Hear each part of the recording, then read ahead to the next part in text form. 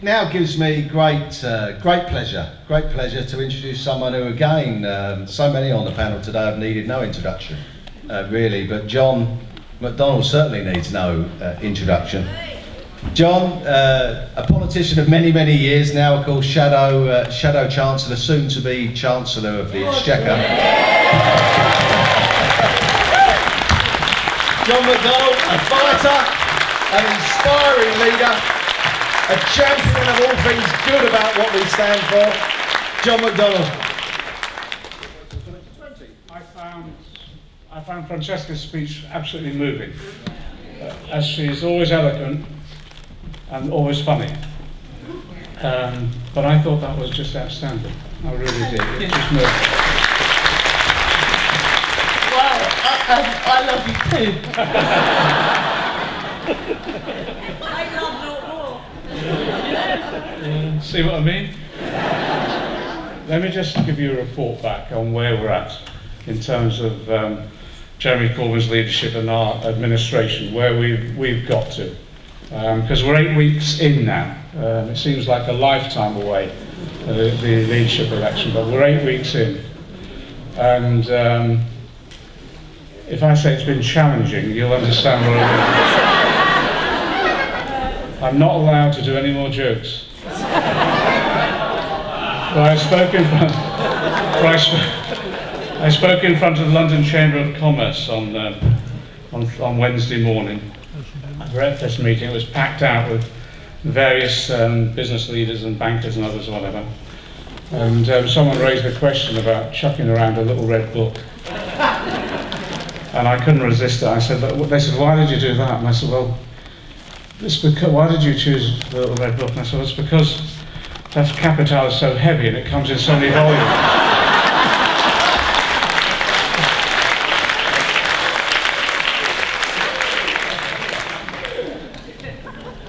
Jeremy nearly killed me. Let me just very briefly say where I think we're at.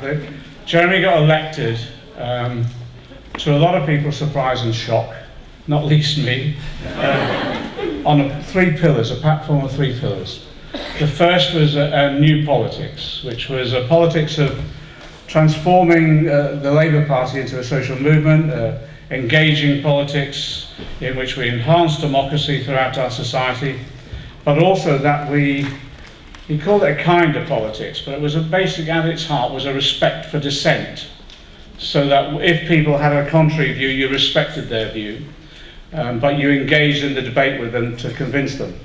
And that new politics we're trying to develop and install right the way across society now. We're looking at every institution that we work with, every aspect of society, to see how you can create that new politics. How can people definitely themselves control their lives? How we can enhance our democracy. So it isn't just a mark on a ballot paper every 5 years, but something more than that, an engagement within society, within local communities, and at work, so economic democracy as well. And that's the basis upon which we're now exploring our policies. And the People's Assembly is part of that democratic process that is helping us in developing that new politics. Because I think what we discovered through Jeremy's campaign, well, you know the story that we're going on the ballot paper and all the rest, and I was booking rooms as the chair of the campaign committee. I was booking rooms around the country to hold 50 to 100 people, something like that. And so I was expecting, if necessary, I made sure there's flexible chairing in case we had to pull some chairs back to make it look crowded. And when Jeremy turned up for the first few meetings after the Nuneaton hustings on the TV, those rooms we'd booked for 500 people turning up. Then we booked for 500,000 turned up. Then we booked for 1,000, 2,000 turned up. But some of you may have been at the Camden Bidborough Centre one, where a couple of thousand filled that hall, and then they filled the street, and the FBU had to bring along the FBU. Well, yeah, they had to. There's always some bloody heckler, isn't there? The best heckle I've had so far is I shouted, "Can you hear me at the back?" and someone shouted back, "Unfortunately, yes." But in Camden, he stood on top of the FBU fire engine to address the street. And there's a great video of 2 young people breaking into the political meeting, climbing through the windows to get in, not out. And that's the sort of new politics that the People's Assembly engendered before our campaign. It brought people together, and we now know that people want to engage in political activity. But also we now know, because of the media that we have, everything we say, everything that we do, particularly in the written media, the press in particular, owned by Murdoch and other oligarchs, we now know everything we say, everything we do is distorted. We know that all the time, and people become sceptical about what they read. And what we try and do is get as much live TV as we possibly can, because at least you can have an untrammeled voice and get your message across, and that's more effective. But the other methods that we're now using, which we never had before, is social media. And social media now has become a direct response, I think, to the disillusionment that people have and the cynicism now that's been bred by the media itself, about the written media in particular. But also word of mouth has come back again. Public meetings now are packed wherever we do them, and it's because people want to talk again about politics and engage in politics. Now, what we've seen over the last week is a large number of people lobbying their MPs. Now, some people have interpreted some of that as intimidation and threats. Well, to be frank, on this issue of intimidation and threats, if there are intimidation and threats, it's not our politics. And we no longer, so we don't accept that as part of the political system, wherever it comes from. We're not into that sort of politics. What we're into is lobbying to convince and talk to people about our arguments. And I think on the basis of the rational arguments, you saw over the last week, particularly on Syria, as a result of rational arguments, Jeremy Corbyn not just won a majority amongst the members of the Labour Party, he won a vast majority in the Parliamentary Labour Party, and he won a majority in the Shadow Cabinet, which didn't exist the week before.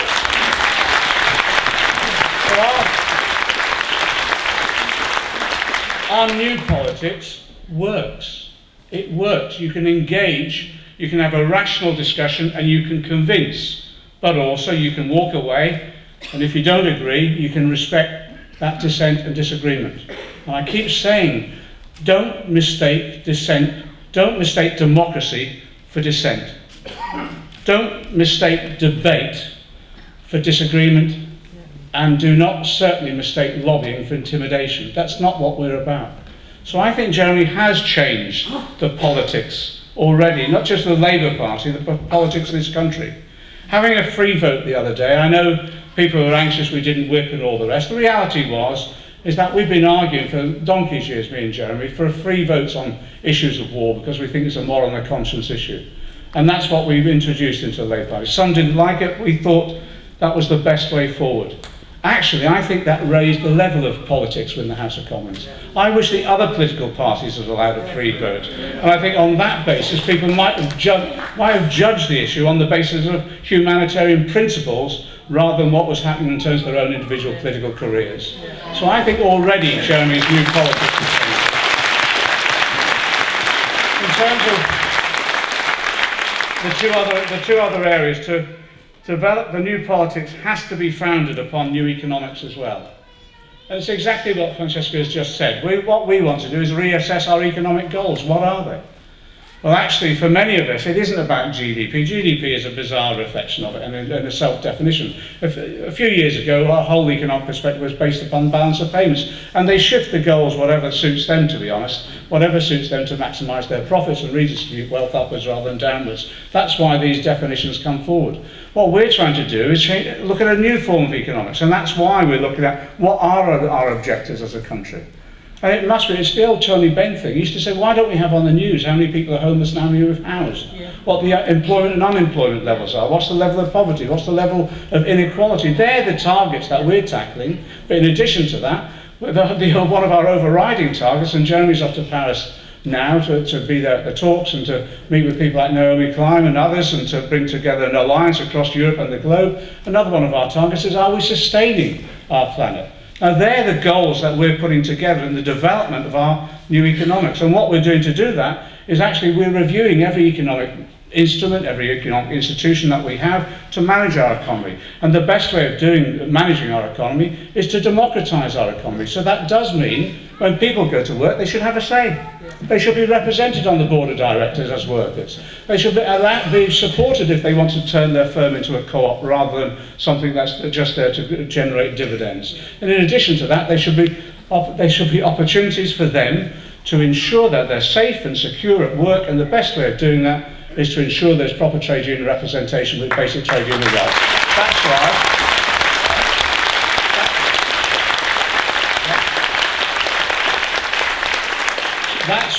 That's why we're opposed to the trade union bill, which, let's remind ourselves, is an existential threat to trade unionism in this country. It threatens the very being of trade unions. This isn't about restricting trade unions under this government. This is their attempt to kill them off. Kill them off. Why is that? Because to implement austerity measures, they know there will be further opposition as this new round of austerity is rolled out. And which organisation has the history, the understanding, the experience, the resources and the numbers to resist austerity better than the trade union movement? So this attack on trade unions goes hand in hand with the austerity measures that they're introducing. And you know what those austerity measures are. They're already forcing them through. We forced them back on tax credits. They're now coming forward in terms of universal credit, £1,600 a year minimum taken off people. We know what they're doing in terms of social care. They've given local authorities the ability to increase their council tax by 2p. Actually, what it needs is 3 times that amount. So already what's happening, social care is being withdrawn for some of the most deprived, and mainly people with disabilities, mainly disabled people who are losing it, and it's putting their lives at risk. So that's why these austerity measures need to be resisted, because they're inhumane, they're brutal, they're impoverishing, and actually, as we've seen with sanctions, the work capability assessment, and now with the withdrawal of care, they will kill people. So that's why we need to resist them, but that's why they want to take the trade unions out once and for all. What we say on that, yes, we will oppose the bill as it goes through Parliament. We'll seek to amend it as best we can, both in the Commons and the Lords. But if it's implemented against any single trade unionist or trade union, the resistance has to be there in terms of overall solidarity. And as Len McCluskey has said, if that means we have to resist an illegal law and we have to step outside of the law to do that, so be it, because that's the only way we should deal with it.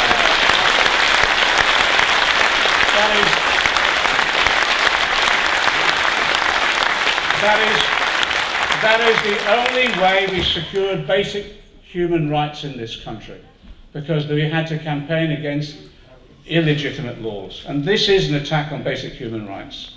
In terms of the third pillar that Jeremy was elected on, I'll be brief, I know you've had a long day.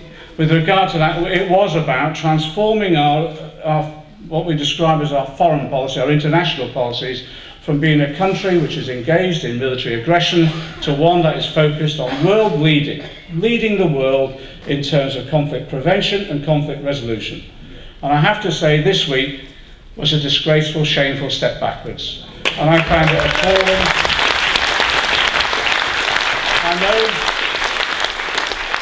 I know some people found some of the speeches in the great parliamentary tradition and all the rest of it, but as I commented after, some of the greatest oratory in the past has led us towards our greatest mistakes. And I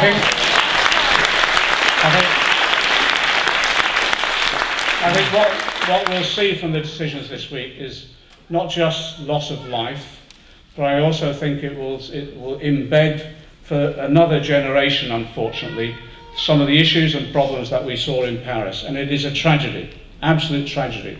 We argued for a political solution, dealing with the regional powers themselves, so that in the long term we could secure peace in that region, on the basis of what the people within that area wanted themselves.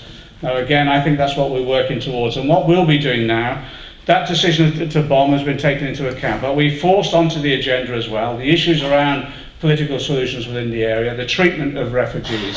And what we'll be doing is holding this government to account on those particular issues. First of all, the minimisation of the loss of innocent lives. Secondly, the ensuring that the political process is now speeded up to try and get some political resolution. But thirdly of all, actually getting this government now to stand up at long last, for God's sake, to support the refugees. Other European countries are doing it. Why aren't we? We're standing back with minimal commitment, and as a result, people are dying in the Mediterranean, and as a result of that, people are enduring appalling conditions in Syrian camps. Our job now is to link up with other European countries and actually provide a network of support for refugees on a scale that this government so far has resisted. They're the issues that we'll hold this government to account on. But I tell you this, as we develop our policies towards this next general election, a key element will be that, transforming this country from being a military aggressor, going on to military adventures, into one that prevents conflicts and resolve conflicts. We could be the world leaders on that. We demonstrated it. I was critical of Blair's administration, but to be frank, what he did in Northern Ireland, if he'd have retired at that stage, I think he would have gone down in history as a peacemaker. Then he went on to Iraq. I think that's the tragedy that will hold him for the rest of his life, and how he's written up in history itself. We've demonstrated how to prevent conflicts. We've demonstrated also how we can resolve them. That's our role in terms of international affairs for the future. They're the three pillars we're developing at the moment. Most of the media, the written media, are coming at us all the time in terms of levels of abuse, and not just for us and our families, all the way through. But I tell you what's been inspiring is support that we've had right the way across the country. In the week we won a by-election which people were predicting we're about to lose. We won it with a huge result.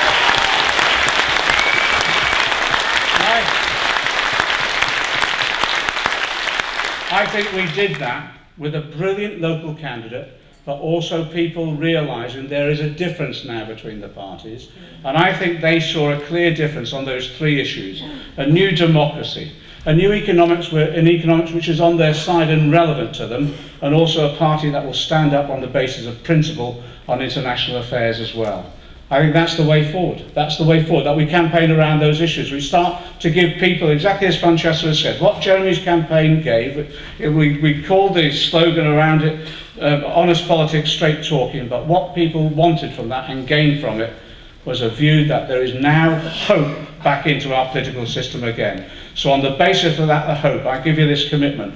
We will support the People's Assembly all the way through, because I think it's inspired all of us, people coming together, being able to freely debate the issues, come forward with policies that are real and can be effective in the development of our society in a positive way. We will work with the People's Assembly, not just in opposition, but as we go into government as well, because we're all inspired by hope.